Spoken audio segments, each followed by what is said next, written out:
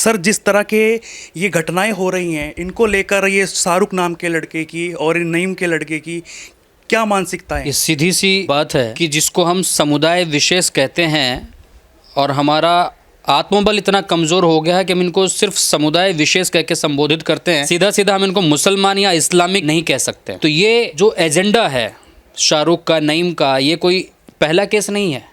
भारत में ऐसे असंख्य केस हैं, चाहे हरियाणा को ले लो, आप दिल्ली को ले लो, आप यूपी को ले लो, महाराष्ट्र को ले लो, गुजरात को ले लो, इसी प्रकार से। तो इस घटना के पीछे ये मानसिकता जो है, ये मानसिकता बचपन से इनके मन में डाली जाती है, जो कि मदरसों से संचालित होती है।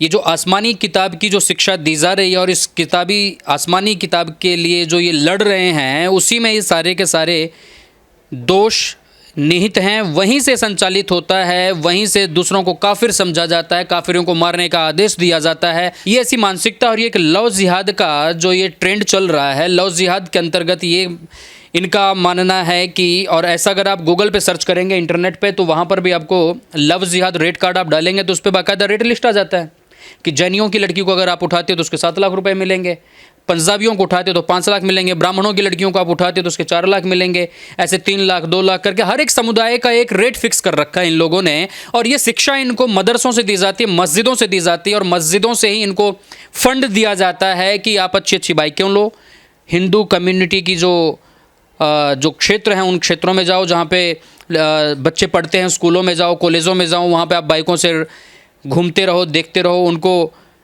आकर्षित करते रहो। और हर तरीके से ये सिर्फ लव जिहाद केवल मुस्लिम लड़कों तक सीमित नहीं है, मुस्लिम लड़कियां भी इसमें सहभागी होती हैं। मुस्लिम लड़कियां हिंदू लड़कियों से दोस्ती करती हैं, फिर उनको एक ऐसा पहले से प्री प्लान तैयार करके अपना वो कहीं पे ऐसा मिलते हैं कि भाई अचानक से कोई मुस्लिम लड़का मिल जाता है, फिर उससे हाय हेलो होती है, फिर उसका नंबर शेयर करवाते हैं, फिर इस तरीके से एक लव जिहाद का खेल शुरू होता है।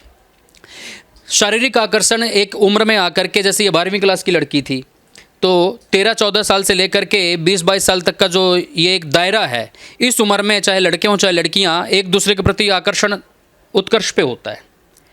तो आकर्षित करके और उनको ये दिखा करके कि भाई ये हमारे मोनू भाई हैं, ये डायरेक्ट अहमद मोहम्मद नाम नहीं बताएंगे, ये हमारे मोनू भाई हैं, हमारे सोनू भाई, हमारे टोनू भाई हैं, बड़े हेल्पफुल हैं, बड़े खुश मिजाज हैं, बड़े दिल के इंसान हैं, नेक दिल इंसान है। इस तरीके से उनको परोसा जाता है उनके सामने कि भाई ये बहुत अच्छे इंसान हैं, आप इनसे दोस्ती कर लो, ये आपके वहाँ पे काम आएंगे, वहाँ पे काम आएंगे, ये काम आएंगे, वो काम आएंगे। इस तरीके से करके उनको फिर आकर्षित करना, फिर उनके साथ प्रेम का खेल खेलना कि भाई हम आपसे प्रेम करते हैं, और फिर ये प्रेम अंत में आ जाता है धर्म परिवर्तन तक, कन्वर्जन तक।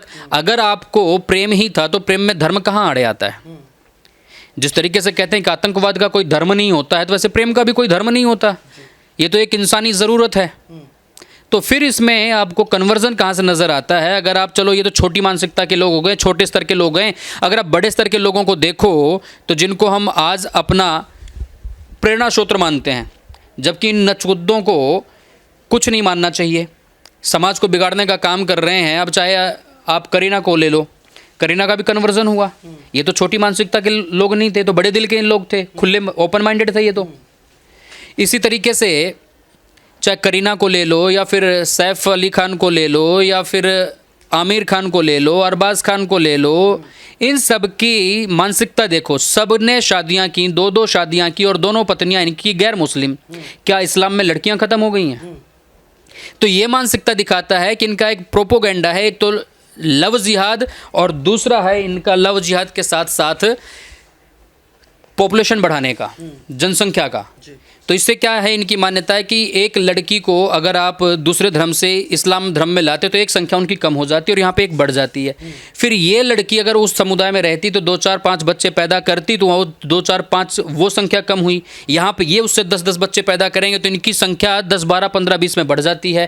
तो ये इनकी मानसिकता है और इनका एक टारगेट है लव जिहाद के माध्यम से ही गज़वाए हिंद। सर, जिस तरह से शाहरुख जो लगातार दबाव बना रहा था कि धर्म परिवर्तन किया जाए, अगर उसने धर्म परिवर्तन नहीं किया तो ये कौन से मजहब में और किस किताब में लिखा हुआ है कि उसको जिंदा जला दिया जाएगा? ये इंसानों का काम नहीं है, ये नर पिशाचों का काम है। और ऐसी शिक्षाएं आसमानी किताब ही देती। मैं आपको पहले भी कह चुका हूँ कि जो आसमानी किताब है हवा हवाई, तो तो इस हवा हवाई में ये बताया जाता है कि जो इस्लाम पे और कुरान पे जो ईमान लाता है वो मुसलमान है, वो तो ठीक है, पर जो इन पे ईमान नहीं लाता है वो काफिर है और काफिरों को जीने का हक नहीं है और काफिरों को आप मार डालो, जहां पर भी पाओ घात लगा करके उनकी हत्या करो। और जब आप ऐसा काम करोगे तो ये माना जाएगा कि ये काम आपका दीन के लिए हुआ, और जब आप दीन के लिए काम करोगे तब आपको जन्नत नसीब होगी। और जन्नत कब नसीब होगी? जब कयामत की रात आएगी। और कयामत कब तक नहीं आएगी? जब तक इस पृथ्वी पर कोई भी एक भी काफिर मौजूद है। शास्त्री जी, लगातार मुस्लिम धर्म के लोग ये कहते हैं कि हमारे ऊपर अत्याचार हो रहा है इस देश में, उसको कैसे देखते हैं आप? आपको लगता है ये बड़ी हास्यास्पद और विचारणीय तथ्य है। हास्यास्पद भी और विचारणीय भी है, क्योंकि विक्टिम कार्ड खेलते हैं हमेशा। अभी देख लो, अभी मदरसे की बात चल रही थी तो ओवैसी उस पर ये कह रहे हैं कि भाई हम मुस्लिमों को टारगेट किया जा रहा है। अगर योगी सर्वे करवा रहे हैं कि कितने मदरसे इस प्रदेश में हैं, उनकी गतिविधियां क्या हैं, तो इसमें समस्या क्या है? अगर आप सही हैं, आप कुछ गलत नहीं कर रहे हैं, आपका आतंकवादियों से कोई कनेक्शन नहीं, तो आपको डर किस बात का सर्वे से?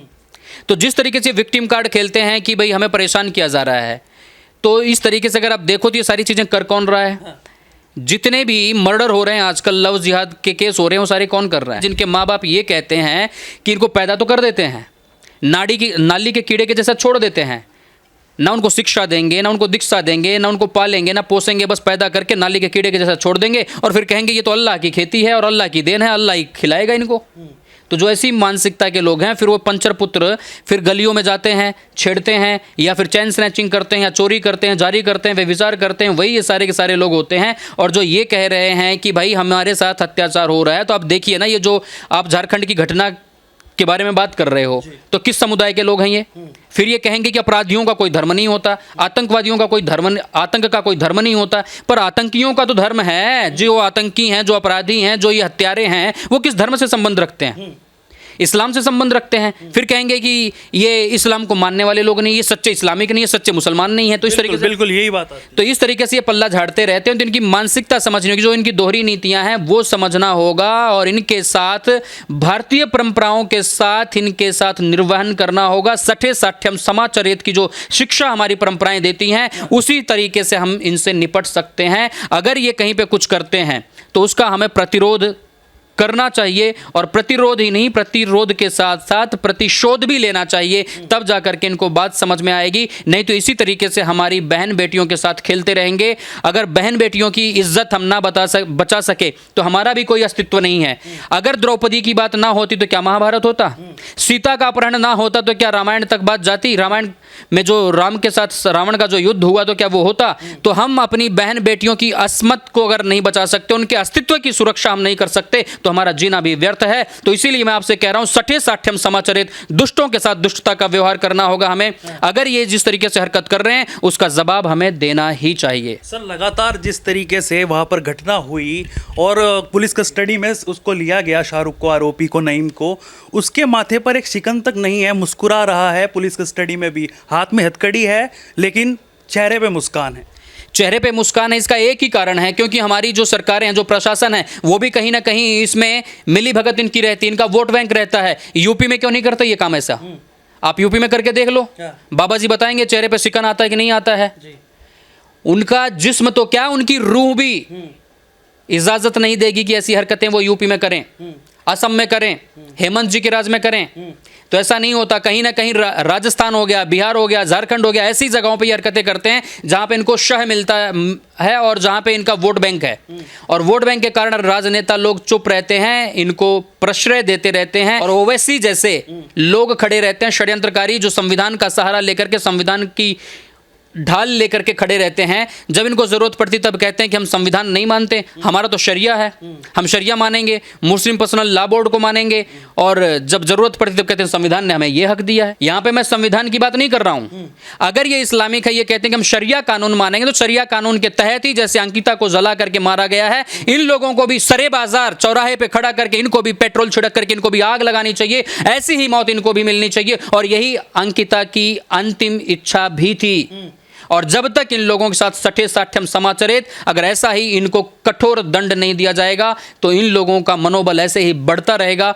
दिन ब दिन ये हर जगह जहां पर भी इनको मौका मिलेगा हिंदू बहन बेटियों की असमत के साथ ये ऐसे खेलते रहेंगे। कहीं ना कहीं कुछ पार्टियां इसको राजनीति का नाम देना चाह रही हैं और लगातार इस तरीके की बातचीत हो रही है कि हम इनको इतने पैसे देंगे, हम परिवार को इतने देंगे।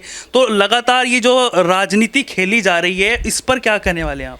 ये जो राजनीति खेली जा रही है सिर्फ वोट बैंक है कि भाई लोगों को प्रभावित करो कि हम तुम्हारे इतने सपोर्ट में रहते हैं। ऐसी कोई व्यवस्था क्यों नहीं बनाते कि ऐसी हरकतें ही ना हो, आपको पैसे देने की जरूरत ना पड़े, आपको कहीं इस तरीके से बोलने की जरूरत ना पड़े कि हम आपके सपोर्ट में हैं, हमें बहुत दुख है। तो ऐसी पॉलिसियां क्यों नहीं बनाते कि ऐसी हरकतें ना हो, और जब ऐसी हरकतें होती हैं तो उस पर कठोर एक्शन होना चाहिए जिससे कि दोबारा कोई हिम्मत ना कर सके।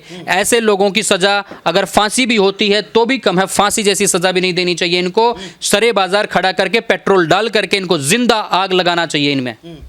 तो ये हमारे साथ शास्त्री जी मौजूद थे, डॉक्टर रवि शास्त्री हमारे साथ थे। इन्होंने बताया कि ये इस तरीके के जो लव जिहाद के केस हैं और इस तरीके की जो घटनाएं होती है उन पर सीधा का सीधा इनके जो स्कूलीकरण है, इनका जो इनके मदरसे हैं वहाँ पर इनको इस तरीके की शिक्षा दी जाती है। और लगातार आगे भी हम आपको ऐसी अपडेट देते रहेंगे। नमस्कार।